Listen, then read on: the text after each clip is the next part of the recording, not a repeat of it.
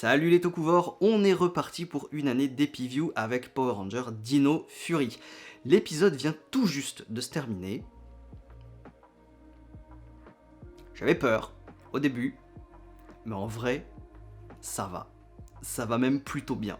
Alors on va commencer par le commencement, c'est-à-dire l'opening. Il n'y a pas de cold opening, c'est-à-dire de scène avant le générique de début, ça commence directement par l'opening. Alors, on l'a eu il y a quelques jours, parce qu'il a été spoilé durant la conférence de Hasbro en ligne, Hasbro Pulse. J'ai pas aimé au début, j'aime toujours pas trop maintenant, mais je pense que ça va évoluer avec le temps. En fait, faut juste s'habituer à l'entendre. Je l'aime pas parce qu'en fait il raconte rien, parce que tout vraiment ce qu'on entend, ce qu'on essaie de nous raconter, c'est évolution, révolution. Tu racontes quoi en 2 mots? Ah oui, parce que c'est des dinosaures, donc évolution. Non. Ah, désolé, c'est trop facile, un enfant de 2 ans peut le faire, donc non, vraiment cet opening, pour l'instant je peux pas, mais je pense que ça ira mieux avec le temps. Alors, dans sa globalité, j'ai trouvé l'épisode assez bon.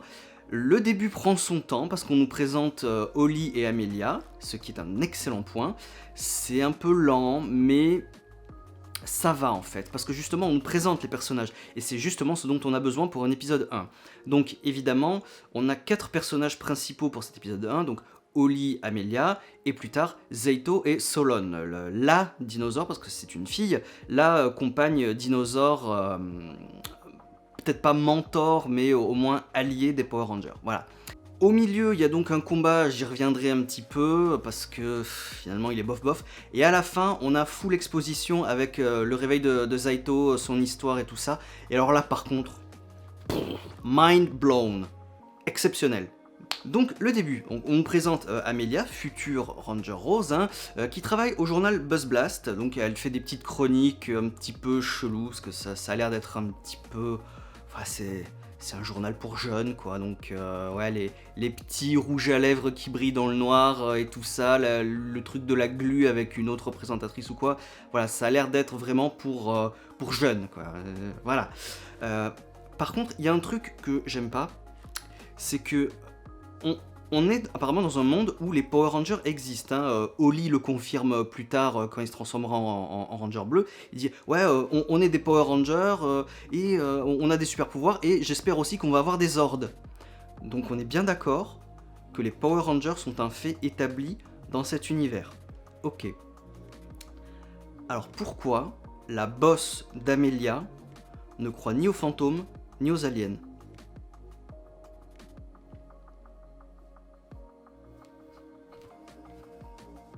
C'est pas possible. C'est impossible qu'il y ait des gens aussi teubés que ça. Les Power Rangers existent, donc il y a eu des attaques, donc il y a eu des Power Rangers pour défendre la Terre, donc il y a eu des aliens, donc il y a eu des monstres, il y a probablement eu des fantômes aussi. Je comprends pas que dans un univers établi où il y a des Power Rangers, tu crées un personnage comme ça. Alors, je pense qu'elle va évoluer, je pense que... En fait, ça va faire un petit peu comme Beast Morphers, où les parents étaient journalistes, le maire et tout ça, où ils vont apprendre que leurs enfants sont Power Rangers et évoluer au fil du temps. Peut-être que cette meuf va évoluer comme ça. Je sais pas, parce que là, je vois vraiment pas ce qu'elle vient foutre là, quoi. En plus, c'est la rédactrice en chef du journal. Meuf, si tu crois pas aux Power Rangers, aux monstres, aux aliens, aux extraterrestres, ça va être compliqué pour toi, Bref, donc elle autorise Amelia à aller faire un reportage sur Dinohenge. Donc tout le monde a vu le jeu de mots, Dinohenge, Stonehenge. Voilà, c'est un endroit où il y a des statues de dinosaures mystérieuses. Personne n'a réussi à percer leur mystère ou quoi que ce soit. Donc là-bas, elle va rencontrer Holly, futur Ranger bleu, et sa mère, le docteur Akana, qui fait justement des recherches sur Dinohenge, voir ce que c'est un petit peu. Bon. Ce truc-là, ça doit faire des années, des dizaines d'années, peut-être même des centaines d'années. Officiellement, ça a 65 millions d'années, mais on y reviendra plus tard. Je veux dire, ce truc est connu, pourquoi il n'y a pas eu des recherches avant? Faut que ce soit cette meuf-là qui fasse des recherches et qui découvre qu'en plus il y a une chambre secrète sous les statues. Ouais, ok. Void Knight, alors il apparaît de nulle part, on ne sait pas d'où il vient, on ne sait pas qui c'est. c'est censé être le grand méchant de la série, mais j'y crois pas une seconde. Déjà, son apparition, il apparaît comme un général ou un monstre de base. C'est pas travaillé, il est pas menaçant. Alors, quand il est dans la base, en fait, il cherche un truc. Ça aurait été beaucoup plus efficace de ne pas le faire parler. Ah, où est-ce que c'est, je cherche, nanani nana, où est cette source d'énergie, il me la faut absolument. Non, non, non. Tais-toi, tais-toi. Si tu veux établir un méchant menaçant, faut qu'il soit silencieux. On le voit juste, on le filme en très gros plan, ou derrière les étagères justement, il y a une espèce de plan comme ça, où il le filme derrière les étagères. Silencieux, filmer juste des parties de son armure, la visière en gros plan, et surtout, on le voit qu'il cherche un truc, il a un appareil, on voit qu'il cherche quelque chose, vous filmez ça dans le silence, pas besoin de le faire parler inutilement, surtout pour lui faire dire des trucs inutiles. Où est cette source d'énergie? Je la cherche, il me la faut, je la veux. Non, on le voit, ferme ta gueule, t'es pas menaçant là. Enfin bref, donc ils arrivent dans la chambre sous les statues, hein, c'est-à-dire le vaisseau, je suppose, de Zaito, où on découvre donc Solon, la fille dinosaure qui protège Zaito justement dans son caisson d'hibernation. Elle va m'irriter un petit peu, parce que elle aussi, elle arrête pas de parler, en fait. Voilà. Parlez moins, s'il vous plaît, agissez plus, parlez moins. Donc, on voit aussi que dans la base, je vais appeler ça la base parce que voilà, donc il y a déjà toutes les power keys, les Ryusol, elles y sont quasiment toutes. On les voit pas toutes, mais on voit pas mal de keys d'attaque et de power-up. Ce qui veut dire qu'il n'y aura absolument aucune quête pour les récupérer. Donc, vous avez tout. Vous avez littéralement tout sous la main. Ok. Ça aurait été bien de faire des petites quêtes pour les récupérer, comme dans Ryusoger, par exemple. Voilà, ça aurait été sympa, mais bon. Bah écoute, on verra ce qu'il y a et ce qu'il n'y a pas, donc... ouais, ok, ouais, d'accord. Il y a aussi les Hengemen. Alors, sacré jeu de mots que je valide, parce que Hengemen, ça vient de henchman. Henchman, ça veut dire homme de main. Donc là, homme de Henge, parce que Dino Henge. Donc en fait, les soldats méchants qui serviront de soldats méchants à l'armée de Void Knight, ce sont techniquement des soldats gentils, puisqu'ils protègent, ils sont censés protéger la base. Sauf que, bon, vous avez vu l'épisode, vous avez vu l'extrait, Void Knight prend la clé d'activation, d'ailleurs, la clé d'activation des Hengemen, c'est une blanque Ryusol, donc qui ne sert à rien techniquement dans Ryusoger, qu'ils ont peinturluré, il y a un petit peu de rouge, il y a le bouclier des Hengemen et tout, donc c'est une blanque Ryusol customisée. Pourquoi pas, vu que la blanque Ryusol ne sert à rien dans Ryusoger, donc voilà, vous customisez une blanque Ryusol, c'est pas plus mal, voilà.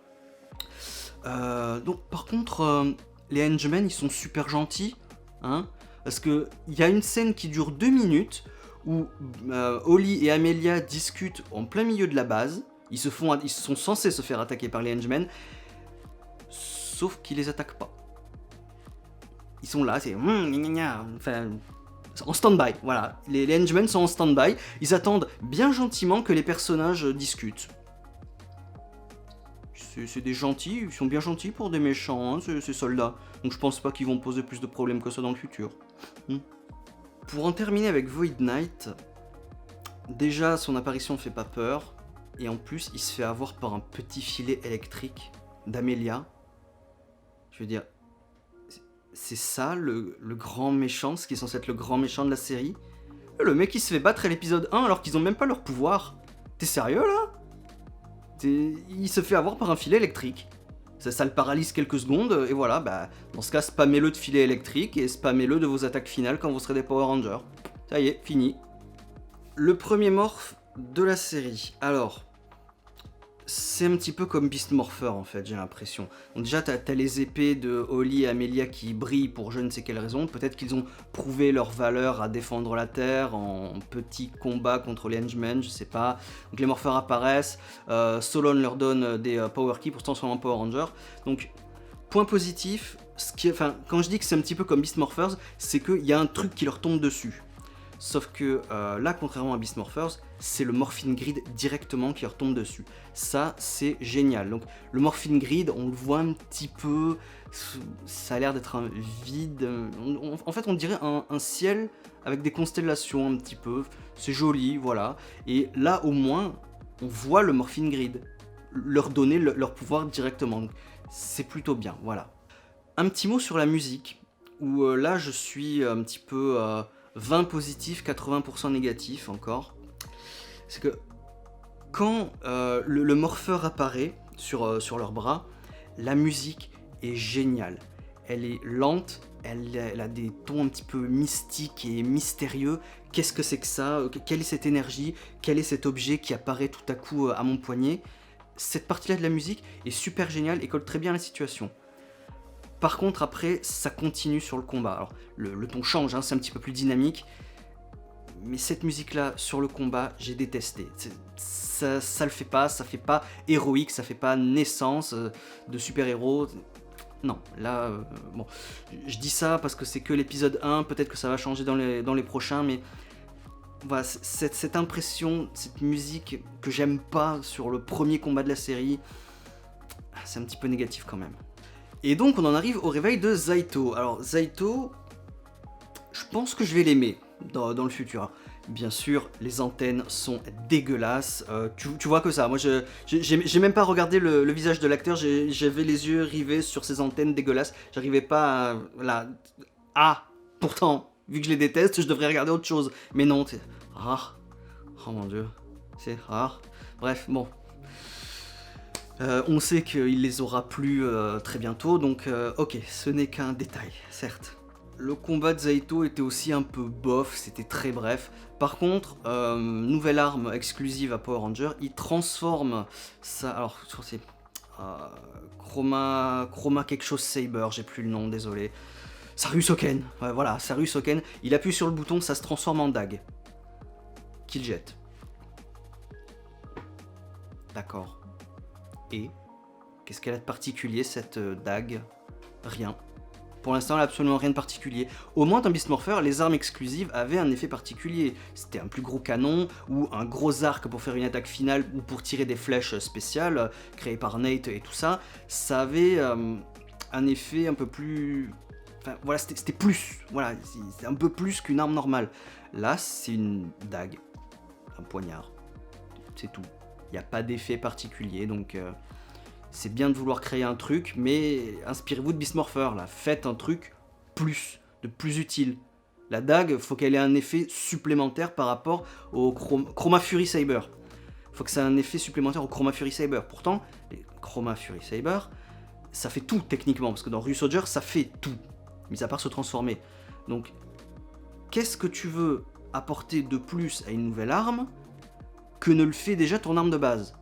Ben rien. Donc à quoi ça sert? À rien. Donc après le combat, Zaito se révèle à être comme un extraterrestre de la planète Ravcon et tout ça, et il peut lire les pensées en touchant les gens, donc bonjour Amelia, ah je te tiens la main, ah je sais qui tu es, bonjour Oli, je te serre la main, ah je sais déjà qui tu es, donc il connaît absolument tout déjà de Blue et Yellow, rien que leur touchant la main. Un petit peu facile scénaristiquement parlant, parce que, je veux dire, la cohésion de l'équipe, en fait, avec ça, je sais même pas si la cohésion de l'équipe, elle sera plus facile ou plus difficile. Parce que tu as deux choix, soit, là, il n'y a plus que Oli et Amelia qui doivent accepter Zaito. Parce que Zaito, il connaît déjà tous deux, il les a acceptés déjà. A priori oui, hein, vu qu'après, à la fin de l'épisode, il leur dit « Bon, ok, vous êtes des Power Rangers maintenant, faut qu'on s'entraîne. » Donc a priori, du côté de Zaito, il n'y a pas de problème, il a accepté ses nouveaux copains. Mais il va peut-être falloir se lier vraiment d'amitié avec eux, plutôt que de tricher et de lire leurs pensées. Voilà, donc j'espère que ça se fera au fil des épisodes. Et on en arrive à sa backstory, qui est, pour Power Ranger, génial. J'ai adoré. J'ai adoré. Dès qu'il a commencé à raconter tout son truc, j'étais complètement dedans. C'est fantastique. C'est un petit peu, vous savez, alors Power Ranger Megaforce et Super Megaforce sont ce qu'ils sont, mais au moins la backstory d'Orion, le Ranger argenté, était très très bien. Là, c'est un petit peu pareil. Ils ont essayé de faire un petit peu pareil. Donc, il y a 65 millions d'années, Ça sous-entend que Zeito a été enfermé dans la base pendant 65 millions d'années. D'ailleurs, il le dit lui-même parce qu'il est surpris. Ok. Donc, ça sous-entend aussi que Solon, qui n'était pas enfermé dans un caisson d'hibernation, a vécu 65 millions d'années. Donc, en fait, dans le présent, Zeito protège une source d'énergie qui s'appelle Sporix. Donc, c'est des boules gélatineuses dégueulasses qui, en fait, sont extrêmement virulentes. Donc, il raconte qu'il y a 65 millions d'années, ces Sporix ont envahi sa planète et l'ont détruite. Alors, en fait, les boules gélatineuses dégueulasses, c'est ça qui se transforme en monstres. Et donc ces monstres-là ont détruit sa planète. Et une fois qu'ils ont détruit sa planète, les Sporix se sont dirigés vers la prochaine planète, c'est-à-dire la Terre. Et Zeito et 5 de ses amis, donc un groupe de 6 au total, sont allés défendre la Terre. Sauf que les Sporix deviennent de plus en plus forts, ils deviennent géants, et au bout d'un moment, ils peuvent plus défendre la Terre avec juste leurs petites épées et leurs petites armures de merde. Donc, entre-temps, les dinosaures de la planète les ont aidés à repousser l'envahisseur. Chevaucher des dinosaures, d'accord. On est dans un monde de Power Rangers, donc ok, d'accord. Série pour enfants, tout ça, ok. Si tu veux, d'accord, ok. Donc, les Sporix deviennent de plus en plus puissants, donc il leur faut de l'aide. Et c'est là qu'apparaissent les Morphin Masters. Alors, je suis allé voir, avant d'enregistrer, quelques réactions des Américains, tout le monde était sur le cul. Même moi aussi j'étais sur le cul, les Morphin Masters. Alors, vous les connaissez certainement pas. Les Morphin Masters, ils sont revenus récemment dans les comics, sous une apparence complètement différente. Mais ils existaient déjà, ils ont déjà été mentionnés dans Mighty Morphin, il y a 28 ans donc. Alors, dans Mighty Morphin, c'était une histoire extrêmement anecdotique. C'était 4 sorciers, 3 ou 4 sorciers, je sais plus, qui protégeaient les œufs de dinosaures, enfin des trucs comme ça. Et après, on les a plus entendus du tout. Jusqu'à il y a quelques années, où ils sont revenus dans le comics, où les Morphin Masters étaient vraiment des dieux, ceux qui ont créé tous les pouvoirs, le Morphin Grid et tout ça, où c'était vraiment des figures divines pour tous les Power Rangers. Et là, ils apparaissent comme par magie de nulle part et ils donnent leur pouvoir alors, vu que la planète s'appelle Ravkoniens, je suppose. Donc, ils donnent les pouvoirs des Dino Fury aux 6 Ravkoniens qui étaient là. Donc, il y a bien sûr le 6ème Ranger, Gold. Ils essayent de le cacher un petit peu, mais au bout d'un moment, on le voit. Hein. On voit qu'ils sont 6, on voit qu'il y a un Gold. D'ailleurs, autre petit détail, il y a 65 millions d'années, la Ranger verte avait une jupette. Dans le présent, elle n'en a pas. J'adore leur look. Ça doit être des figures divines, donc une armure blanche pure qui rayonne avec un sceptre lumineux aussi, des jolies capes avec les codes couleurs, hein, bon, les codes couleurs de Dino Fury, hein, mais bon, ça c'est pas le problème. Ils ont un super look, vraiment, et en plus ils volent. Ils ne marchent pas, ils sont tout le temps en lévitation. Ça aussi, ça aide pour accepter le côté divin et supérieur des Morphin Masters. C'était trop bien, voilà. C'est juste des gens qu'on a quasiment jamais vus. Ils sont là. Figure divine, armure blanche qui rayonne, lévitation, sceptre lumineux. Nickel, génial. Voilà, donc, j'ai plutôt bien aimé cet épisode. Donc, en résumé, au début, on nous présente des personnages, c'est très bien.